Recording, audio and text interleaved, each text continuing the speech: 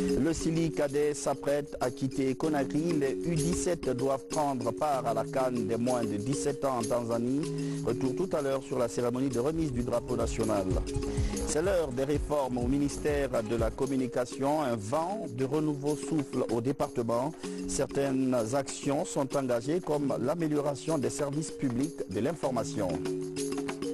Et puis la pêche illicite, Conakry abrite une réunion sous-régionale. Les pays ouest africains harmonisent leur position sur les sanctions à prendre. Voilà pour les titres.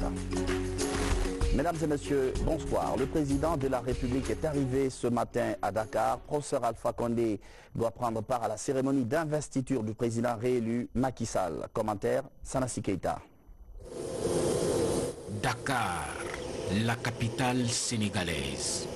Elle accueille plusieurs chefs d'État et de gouvernement africains ainsi que des personnalités venues des 4 coins du monde ce lundi 1er avril 2019. Et pour cause, prendre part à la cérémonie d'investiture du président réélu de la République du Sénégal, Macky Sall.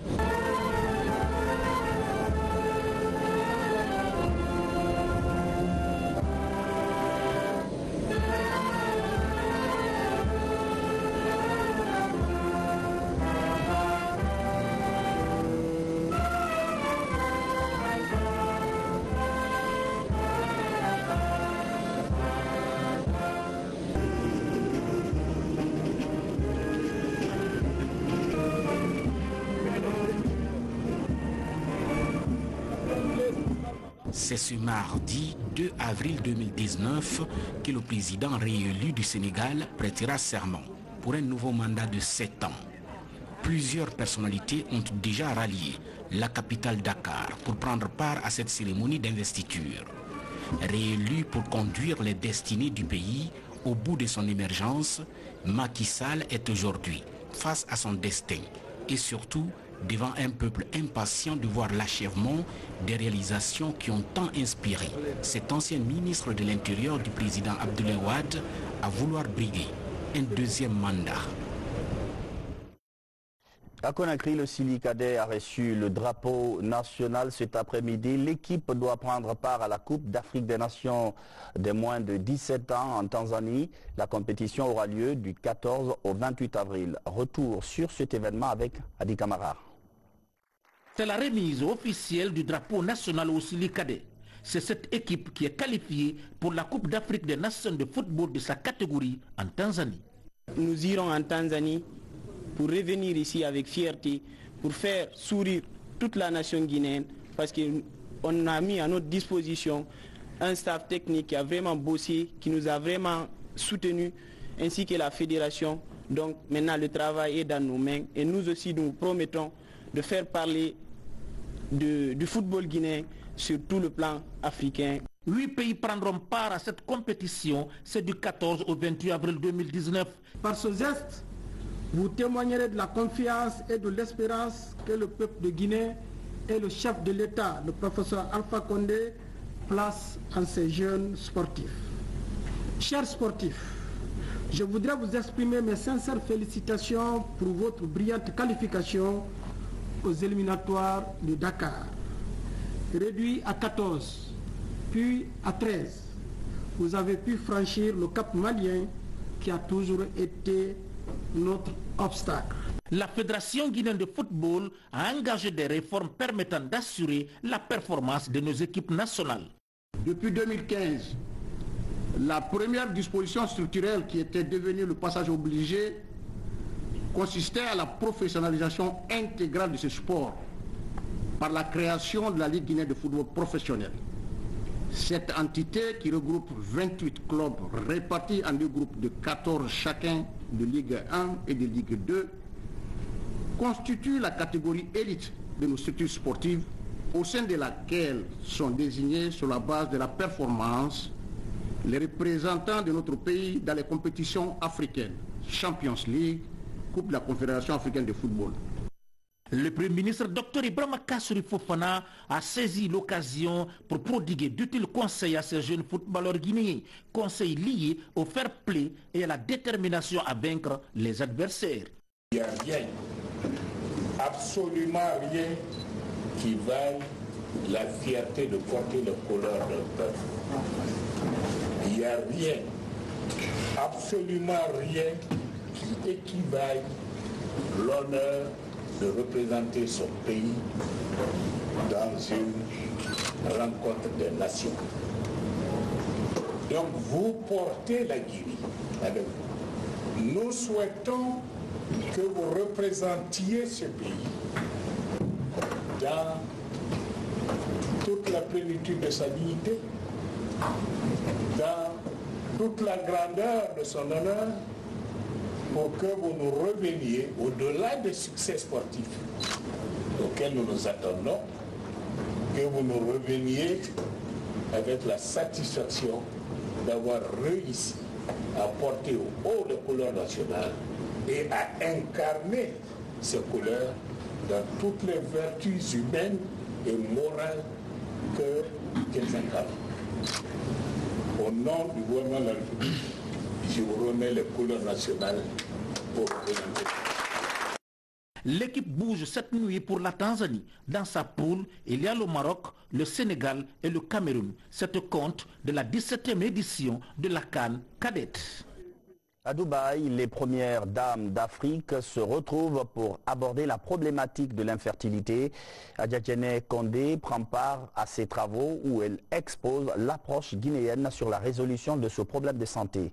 Maurice Sidibé. Dubaï, une ville des Émirats Arabes Unis. C'est ici que les premières dames venues de 15 pays francophones et anglophones se sont donné rendez-vous sur invitation de la Fondation Merck. L'infertilité féminine est au menu de ce panel. Ces premières dames partagent les expériences afin de briser la stigmatisation liée à l'infertilité des femmes sur le continent. Les femmes infertiles sont stigmatisées dans leur foyer. Elles sont abandonnées, elles sont traitées de sorcières de tout par leur famille. Nous sommes là donc pour chercher des solutions avec la grande fondation Merck qui veut mettre en lumière la souffrance de ces femmes en les aidant de diverses façons, soit dans les traitements afin qu'elles arrivent à donner la vie, ou celles qui ont dépassé l'âge et qui sont dans diverses difficultés, leur donner un fonds, un capital, une formation, qu'elles soient donc autonomes. 21 pays bénéficient des bourses d'études sur les cancers féminins et 30 pays en infertilité dont la Guinée. Un accompagnement qui va aider les différents pays africains à réduire le taux de l'infertilité. En Guinée, j'ai expliqué ce que la Fondation PROSMI a mis en place. Grâce à Merck, nous avons eu 4 bourses pour les médecins gynécologues en Inde et des médecins en oncologie. Normalement, c'est 11 places qui nous a été attribuées et je pense que les autres vont suivre. Ces premières dames se sont engagées à combattre la souffrance vécue au quotidien par les femmes africaines victimes de l'infertilité en misant sur l'éducation et l'autonomisation par le biais des activités génératrices de revenus. Un engagement pris lors de la dernière édition de la rencontre entre la Fondation Merck et les premières dames d'Afrique. La surveillance des épidémies, une nouvelle approche va être expérimentée en Guinée. Koya et Debreka seront les zones pilotes. Le projet est porté par le ministère de la Santé en partenariat avec l'UNICEF. Sur Udekera, Sahamaratono. Rendre effective la surveillance épidémiologique selon l'approche One Health est l'ambition du ministère de la Santé à travers l'Agence nationale de sécurité sanitaire. Pour y parvenir, l'une des stratégies envisagées est l'installation des plateformes communautaires multisectorielles. Issus des secteurs de la santé, de l'élevage et de l'environnement, ces acteurs apprennent les notions essentielles sur la coordination des activités de surveillance et de riposte aux maladies à potentiel épidémique. On a 3 objectifs essentiels. D'abord, il faut faire en sorte que les agents communautaires de santé, les acteurs de l'environnement et de l'élevage soient formés sur les concepts clés, sur les notions essentielles. Je crois que c'est ce que nous avons fait partout où nous sommes passés. Et au-delà de ça, nous avons procédé à la mise en place de la plateforme elle-même, qu'elle soit préfectorale ou sous-préfectorale. Nous avons, n'est-ce pas, procédé à la mise en place. Mais derrière tous deux objectifs, n'est-ce pas, qui sont prioritaires. Il y a un autre objectif pour nous qui n'est pas à négliger, c'est celui de l'engagement communautaire. Parce que ces agents communautaires, ces acteurs de l'environnement et de l'élevage vont travailler exclusivement pour cette communauté. Koya et Dubreka sont les deux sites pilotes pour l'approche One Health, une seule santé en Guinée. Dans chacun des deux districts sanitaires, des plateformes sont installées dans la commune urbaine et les sous-préfectures. Les gens ont rappelé que face à la discussion des pratiquants tel que s'est passé le comportement des uns et des autres, si cette plateforme-là était installée, il n'allait pas voir tout cela parce que c'était un espace où toute la communauté est représentée. Donc ça allait permettre, n'est-ce pas, la bonne diffusion de la bonne nouvelle au sein de la communauté. Appelés à travailler de concert dans cette nouvelle approche multisectorielle et multidisciplinaire, les agents se déploient avec engagement. Elle m'a apporté de nouvelles idées que je n'ai jamais vues. Donc collaborer avec des services différents, vraiment que j'ai vu ici, qui peut m'emporter beaucoup d'expérience. Ça m'a donné une nouvelle idée encore dans mon service. Le processus sera étendu à tous les districts sanitaires du pays. L'objectif est de permettre à la Guinée de se hisser au rang des premiers pays performants de la sous-région dans l'appropriation des notions fondamentales de l'approche une seule santé. Dans les titres, ce vent de renouveau qui souffle au département de la communication. Avec nous sur ce plateau, le ministre Amara Somparé. Monsieur le ministre, bonsoir. Bonsoir Alia. Merci d'être sur ce plateau avec nous. Merci. Vous avez engagé des réformes pour améliorer le service public de l'information. Cela passe aussi par les infrastructures. On va suivre avec vous ce reportage de Mamadou Saliouba. Sur ce pylône de 120 mètres est ici l'émetteur de la radiodiffusion-télévision nationale. Il surplombe la station de diffusion dotée d'équipements modernes. Le système retransmet en continu les programmes de la radio-télévision nationale. Une chaîne publique à mutation pour se conformer à l'ère du temps. Aujourd'hui, ces programmes sont accessibles sur la toile avec des applications ouvertes sur tous les écrans. La radio-télévision nationale est engagée dans la migration vers le numérique. Avant, on produisait à Koloma, à radio et en télévision. On faisait ça à Koloma. La diffusion se faisait à Boulbinet. À Boulbinet, il y a une distance de 15 km, de 13 à 15 km de Koloma.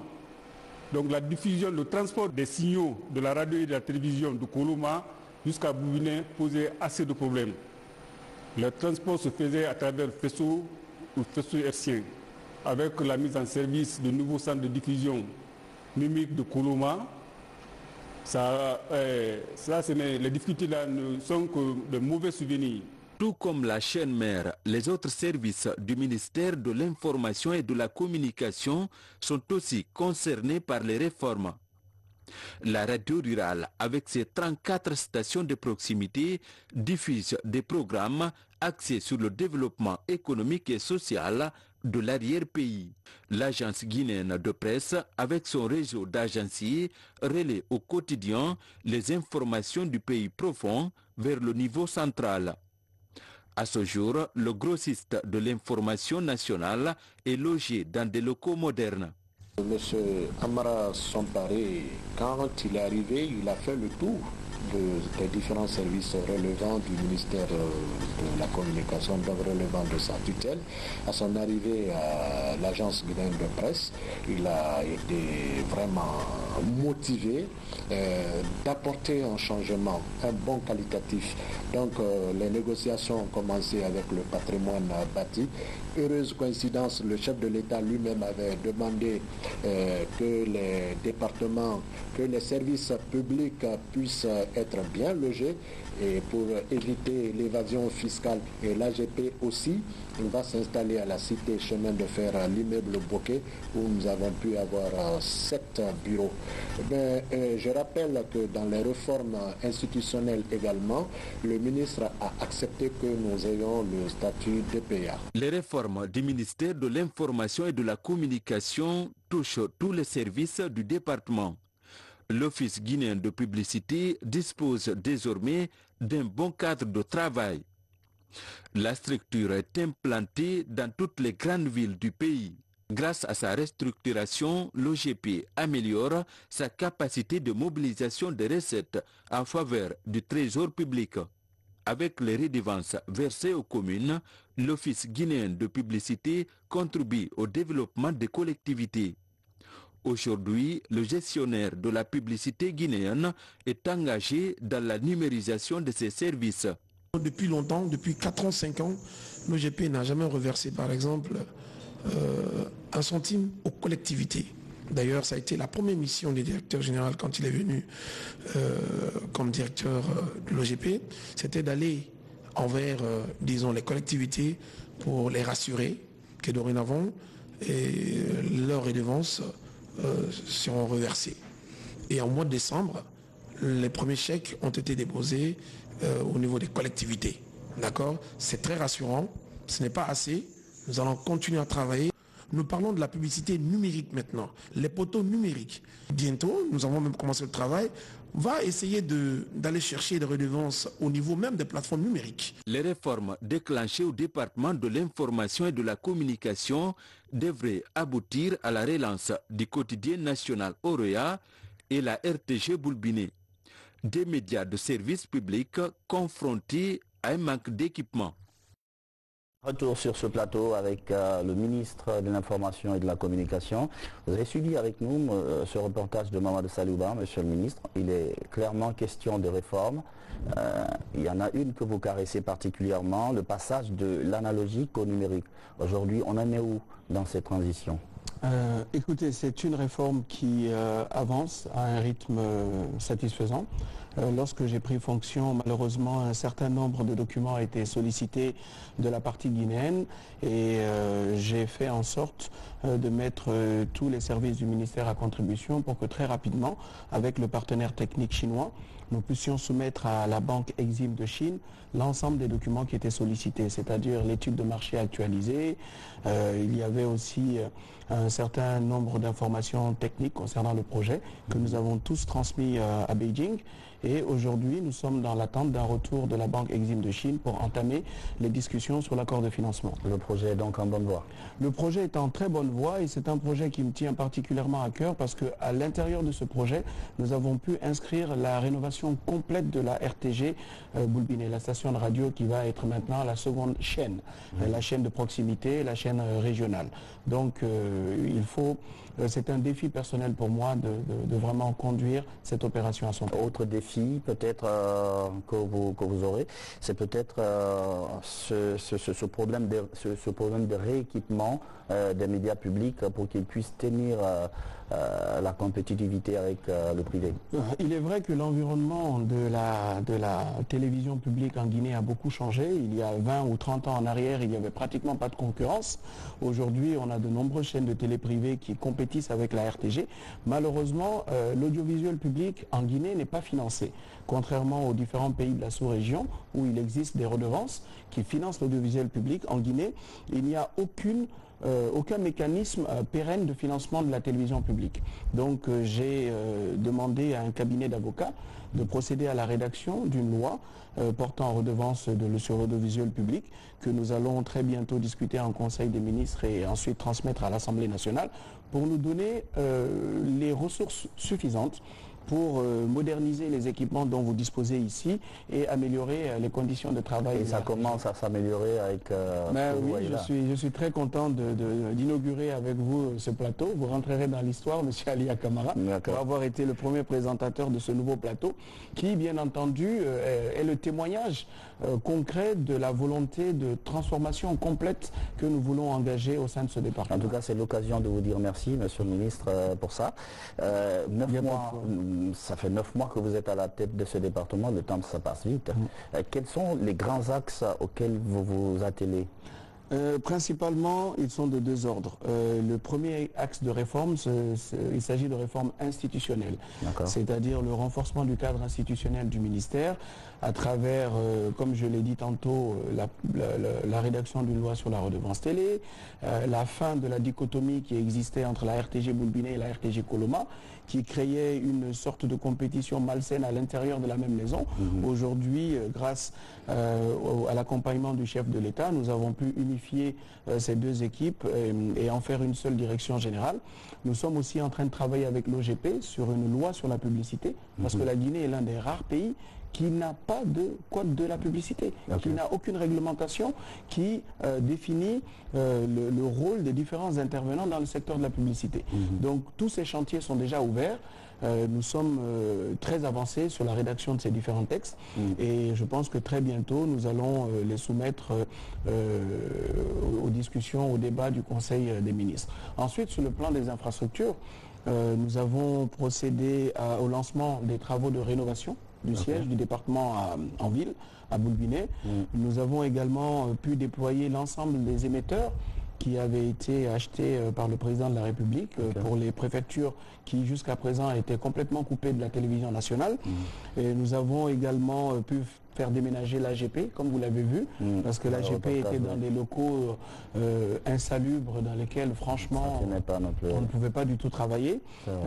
Et aujourd'hui, vous avez aussi le plateau du JT, spécialement remis à neuf. Et on va parler de l'Institut national de l'audiovisuel. Un décret vient de l'instituer récemment. Qu'est-ce que vous pouvez nous dire réellement à ce sujet? Qu'est-ce que cet institut-là va apporter concrètement?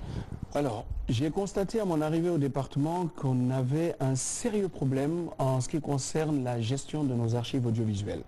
Donc l'Institut national de l'audiovisuel, un peu à l'instar de l'INA en France, va être un établissement public à caractère administratif qui va se charger de rechercher et d'identifier nos archives, de les numériser et de les stocker. Mais en plus de cela, il a aussi pour vocation de numériser et d'archiver les contenus audiovisuels qui seront produits par les télévisions et les radios privées, sur leur demande bien entendu. L'INA sera également un centre de formation qui va permettre aux journalistes, aux techniciens de la télévision et de la radio de pouvoir en permanence renforcer leurs capacités. Et pour cela, nous allons signer un protocole d'accord avec l'INA de France pour que la coopération technique soit renforcée. Alors, monsieur le ministre, je m'en voudrais de vous laisser repartir sans vous poser une question, celle relative à notre confrère Lansana Camara, qui est incarcéré depuis plusieurs jours maintenant pour, entre guillemets, diffamation. Aujourd'hui, demain, les médias, certains médias projettent, certains hommes de presse projettent une marche pacifique. Vous avez suivi cette actualité. Qu'est-ce que vous en pensez concrètement? Tout d'abord, je voudrais rappeler mon attachement à la liberté de la presse et surtout au principe de dépénalisation des délits de presse qui, pour ma part, ne doit pas être remis en cause. Il est extrêmement regrettable de constater qu'un journaliste ait pu être incarcéré pour des propos qu'il aurait tenus ou relayés. La présidente de la Haute Autorité de la Communication et le département de la communication sont en train de déployer tous les efforts possibles pour essayer de trouver une issue heureuse et favorable à ce malheureux incident. Parce que c'est des choses que l'on ne devrait pas constater dans notre pays à ce jour. Mais nous y travaillons activement. J'ai reçu aujourd'hui même le secrétaire général du syndicat de la presse privée, avec lequel j'ai longuement échangé sur le sujet. Monsieur le ministre, merci d'être passé dans cette émission. L'actualité nationale encore, les travaux publics au Fouta avec la réhabilitation des voiries urbaines de Dalaba, Pita et Labé, une initiative du gouvernement pour faciliter la circulation des citoyens et leurs biens. Reportage d'Aouda Tabansila. Sous l'air pur des sapins de la berge du fleuve Kokulo, la ville de Dalaba. Ici, depuis l'indépendance, certaines ruelles n'ont plus reçu de couches de goudron. Ces travaux de réhabilitation et de reconstruction viennent redonner vie à ces anciens bitumes qui faisaient autrefois la beauté de cette ville au climat agréable. De Dalaba, nous voici à Pita. Dans cette ville, les travaux de reconstruction et de réhabilitation des voiries urbaines avancent à grands pas. Sur les 13 km à réhabiliter en faveur de la préfecture, plusieurs axes sont déjà à la phase de sablage. Une initiative présidentielle que les citoyens de la localité, bénéficiaires directs du projet, apprécient. Particulièrement moi, Djamara Moumini, je suis satisfait du gouvernement Alpha Condé. Tôt ou tard, un peu seulement, la poussière va finir chez nous ici. Nous sommes tous contents. Ce développement à la base passe obligatoirement par les routes, les voies de communication. Donc c'est un ouf de soulagement pour l'ensemble des populations de la préfecture de Pita, particulièrement celle de la commune urbaine. À 45 km de Pita, la ville de Labé, les autorités et les citoyens sont séduits par la qualité et l'évolution des travaux. Cependant, une doléance reste tout de même posée. Nous souhaitons vraiment que ce projet soit étendu parce qu'il faut rappeler que la commune de Labé compte 28 quartiers. Donc répartir 15 km entre 28 quartiers, ce n'est pas chose facile. Pour la société contractante, le délai d'exécution des travaux ne connaîtra aucune entrave. Elle entend activer les machines, surtout avant les grandes pluies attendues dans quelques mois. Nous avons commencé par un dégagement de quasiment toutes les lignes qui ont été approuvées par l'administration et les autorités locales. Et bien sûr, les représentants, les élus locaux, nous avons fait des ouvertures sur l'ensemble et mettre la priorité sur les lignes les lignes les plus sollicitées. Nous avons commencé les travaux de construction de chaussées. Comme vous pouvez le constater, sur la ligne 2, où nous sommes vraiment avancés, les travaux d'imprégnation sont faits, qui attendent le bitumage qui aura lieu la semaine prochaine pour permettre la libération de cette voie. En plus de son facteur de désenclavement des voiries urbaines de Dalaba, Pita et Labé, ce projet de réhabilitation et de reconstruction constitue aussi une source de création d'emplois. Pour ces trois villes, 138 emplois directs et 64 indirects ont été créés. Le délai d'exécution des travaux est de 18 mois sous le financement du budget national de développement, BND. Une loi pour renforcer la lutte contre le blanchiment des capitaux. La Guinée veut apporter une réponse forte à ce phénomène qui prend de l'ampleur. C'est l'information principale issue d'une réunion qui vient de se tenir à Conakry. Mohamed Sankon. La lutte contre le blanchiment de capitaux et le financement du terrorisme se renforce. Les professionnels de la justice se joignent à la CENTIF, cellule nationale de traitement des informations financières. Le dispositif est relevé par la création de l'Agence nationale de recouvrement et de gestion des avoirs saisis ou confisqués. La loi 010 relative au blanchiment de capitaux et le financement du terrorisme est en vulgarisation sur le continent. Tous les États africains ont renforcé leurs capacités grâce au projet Samoa pour faire de la lutte contre le blanchiment d'argent une priorité. Si le notaire reçoit une tierce personne pour acter une opération financière dont il a vraiment un soupçon, il a obligation de déclarer à la CENTIF ce soupçon. Qu'est-ce que la CENTIF va faire? La CENTIF va justement approfondir les renseignements. Si les faits sont avérés, la CENTIF va faire un rapport pour adresser au procureur de la République. Des dispositions sont prises pour juguler le fléau par la coordination du travail des services publics comme les finances, la sécurité, la justice et les banques. Il faut que les ateliers soient accompagnés d'une volonté politique et c'est cette volonté politique qui va nous aider à accomplir nos actions. On commence à mettre des fonds à notre disposition pour nous permettre d'organiser des ateliers au niveau des régions même. CENTIF Guinée va impliquer tous les acteurs concernés dans la lutte contre le blanchiment de capitaux et le financement du terrorisme. Une rencontre régionale prévue au mois de mai prochain ici à Conakry balisera le chemin pour les prochaines années. La lutte contre la pêche illicite, Conakry abrite une rencontre sous-régionale. Il est question pour les pays participants d'harmoniser les positions contre ce fléau. Al-Gassi Bouba. La réglementation de la pêche dans la sous-région est un long fleuve agité. En dépit des accords, des failles permettent à des bateaux industriels de racler illégalement le fond de nos eaux. À Conakry, il est question de resserrer les mailles des filets par des textes actualisés et complets. quand quelqu'un sort en Europe, en Asie, en Amérique pour venir pêcher chez nous, parce qu'effectivement il a des intérêts. Donc il faut que les pays, les États membres du CCRP renforcent leur capacité de négociation des accords de paix pour tenir en compte les intérêts nationaux. Cette rencontre de 2 jours est aussi un espace d'échange d'expériences des experts de la pêche venus des 7 pays de la sous-région. Les acteurs sont au même niveau d'information pour gestion harmonisée et durable des ressources halieutiques. Si les gens ne sont pas outillés, si les gens ne sont pas formés, ne sont pas informés sur les principes de négociation, sur les arguments, très souvent, à quoi nous assistons à des protocoles qui sont en notre défaveur. Donc aujourd'hui, les 7 pays ont compris qu'il faut qu'ils se rencontrent pour faire des échanges d'expériences et surtout nous, la Guinée, aujourd'hui.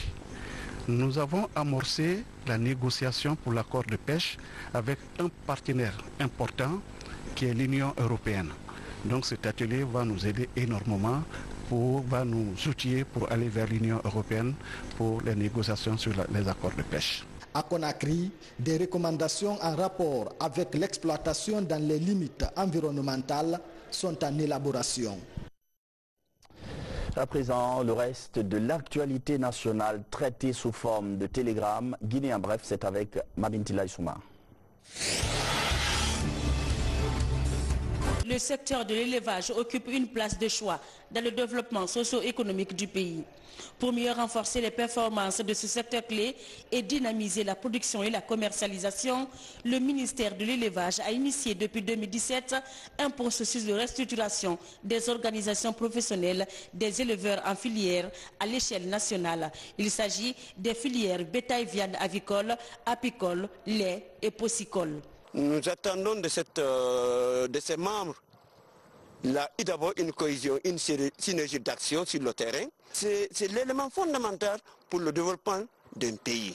Donc je leur ai dit, arriver, d'abord ils représentent des entités sociales différentes, arriver une fois qu'ils se retournent à leur base, il faut qu'ils se donnent la main.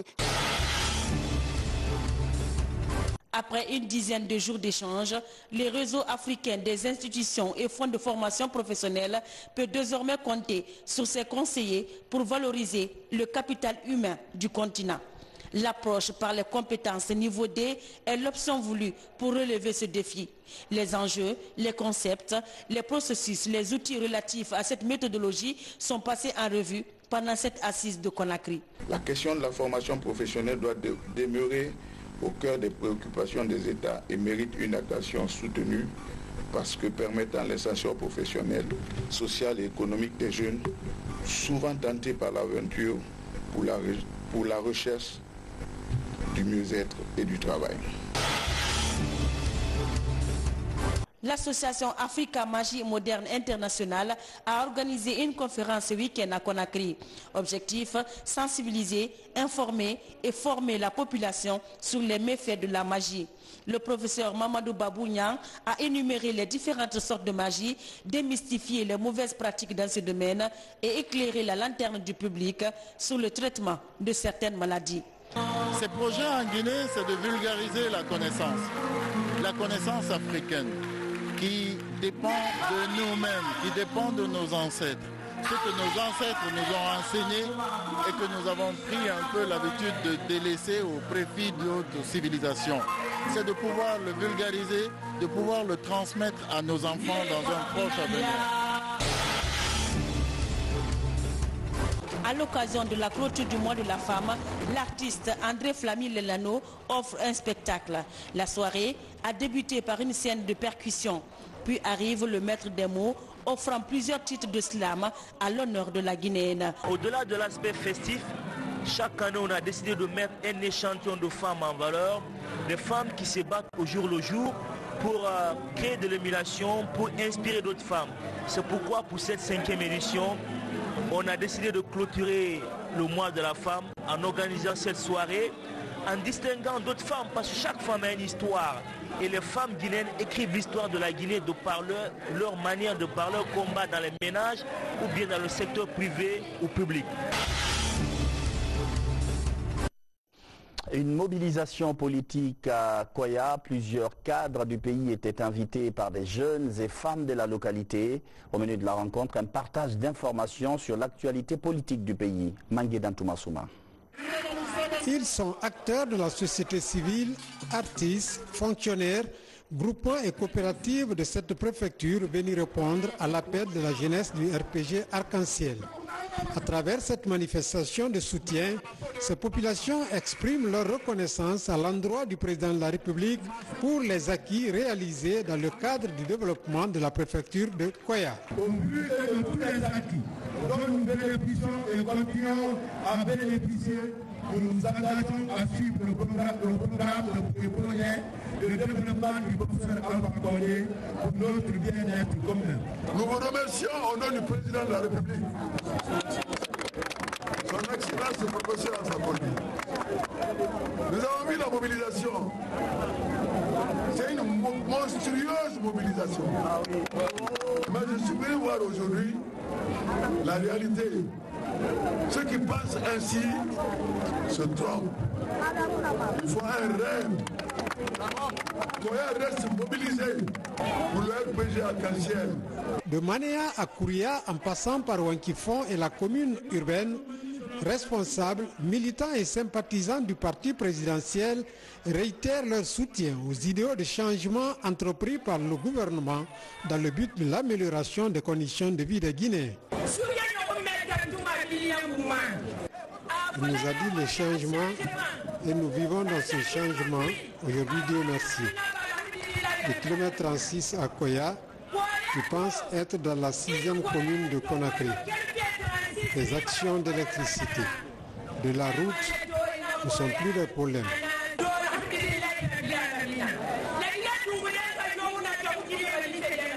La prestation des artistes et des ensembles culturels à travers des chants et danses a mis fin à cette manifestation. Et c'est la fin de cette édition d'information. Merci de l'avoir suivi. Bonsoir.